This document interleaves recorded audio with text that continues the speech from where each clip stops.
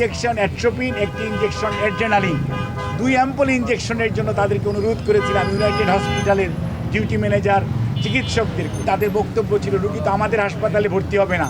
আপনাদের সবার দোয়ায়, দেশবাসীর দোয়ায় দেশনেত্রী বেগম খালেদা জিয়া গত শুক্রবার গভীর রাতে অসুস্থ হয়ে মেডিকেল বোর্ডের চিকিৎসকদের পরামর্শক্রমে এভার কেয়ার হসপিটালে ওনাকে স্থানান্তর করা হয় রাত্র 3টার সময়।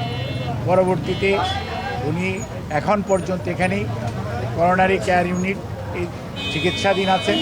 Professor doctor Shahabuddin Talukdar, professor doctor Atahar Ali Khan, professor doctor Shams Monowar, professor doctor Reza, সেই সাথে professor doctor Zafar Iqbal, professor doctor Fakhruddin Mohammad Siddiqui, professor doctor Nuruddin Ahmed সহ প্রফেসর ডক্টর শামসুল আরিফিন এবং দেশের বাইরে থেকে প্রফেসর ডক্টর রফিকা আহমেদ এবং প্রফেসর ডক্টর হাইবুর রহমান লুলু, ডক্টর জুবাইদা রহমান, আমাদের ভারপ্রাপ্ত চেয়ারম্যান মহোদয় সহধর্মিণী সহ আমাদের বেশ কয়েকজন দেশি বিদেশি চিকিৎসকের তত্ত্বাবধানে উনি গত শুক্রবার রাত্র থেকে চিকিৎসাধীন থাকা অবস্থায় চিকিৎসকদের পরামর্শক্রমে জন হপকিন্সের যে মেডিকেল টিম ছিল সেই টিমের 3 জন ডাক্তার, ডাক্তার হ্যামিল্টন, ডাক্তার ক্রিস্টস জর্জিয়াডিস এবং ডাক্তার হামিদ রব, তাদের সবার সর্বসম্মত সিদ্ধান্তক্রমে ওনার হৃদযন্ত্রে কার্যক্রম এমন একটি পর্যায়ে পৌঁছে গিয়েছিল যে ওনার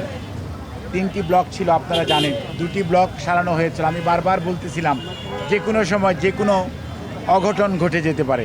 সেই অঘটনটি গত শুক্রবার রাত্রে ঘটতে যাচ্ছিল এবং সেই অবস্থায় ওনাকে চিকিৎসকরা, ওনার মেডিকেল বোর্ডের সদস্যরা দ্রুত হসপিটালে ট্রান্সফার এবং সেই অনুযায়ী ওনার যে চিকিৎসা সেটি শুরু করেন এবং তার সর্বশেষ অবস্থা অর্থাৎ আজকে প্রথম টেম্পোরারি পেসমেকার, পরবর্তীতে পার্মানেন্ট পেসমেকার লাগিয়ে আজকে এই মুহূর্তে উনি ক্রিটিক্যাল কেয়ার ইউনিটে চিকিৎসকদের সার্বিক তত্ত্বাবধানে নিবিড় পর্যবেক্ষণে রয়েছে। আগামী 24 ঘন্টা না গেলে কোনো অবস্থাতেই তার শারীরিক অবস্থা সম্পর্কে এই মুহূর্তেই কোনো ধরনের কমেন্ট করা খুবই বিব্রতকর হয়ে যেতে পারে।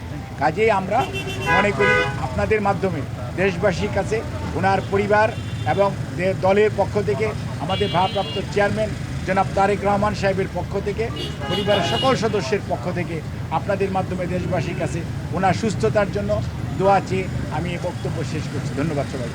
তবে এখানে একটি কথা আপনাদের মাধ্যমে জানাতে চাই এবং জানার আগ্রহ রয়েছে একজন চিকিৎসক হিসাবে, একজন মানুষ হিসাবে।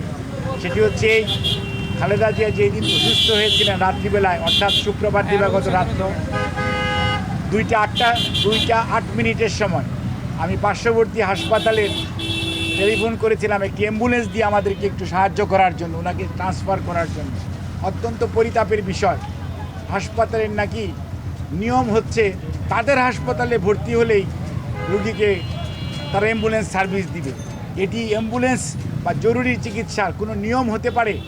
এবং একটি ইঞ্জেকশন অ্যাট্রোপিন, একটি ইঞ্জেকশন অ্যাড্রেনালিন, 2 অ্যাম্পল ইঞ্জেকশনের জন্য তাদেরকে অনুরোধ করেছিলাম ইউনাইটেড হসপিটালের ডিউটি ম্যানেজার চিকিৎসকদেরকে, বাট দে ডিনাইড। কারণ তাদের বক্তব্য ছিল রুগী তো আমাদের হাসপাতালে ভর্তি হবে না।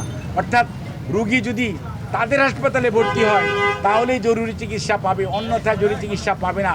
এটি জাতির জন্য দুর্ভাগ্যজনক এবং এই ধরনের জরুরি ব্যবস্থা এবং অ্যাম্বুলেন্স সার্ভিস আদৌ আছে কিনা আমার মনে হয় যে সত্যিকার অর্থে দেশে তো একটা নিয়মতান্ত্রিক শাসন ব্যবস্থা নাই, সেই জন্য কোনো নিয়ম নীতির তো আজকে কোথাও নাই। আপনাদের সবাইকে ধন্যবাদ।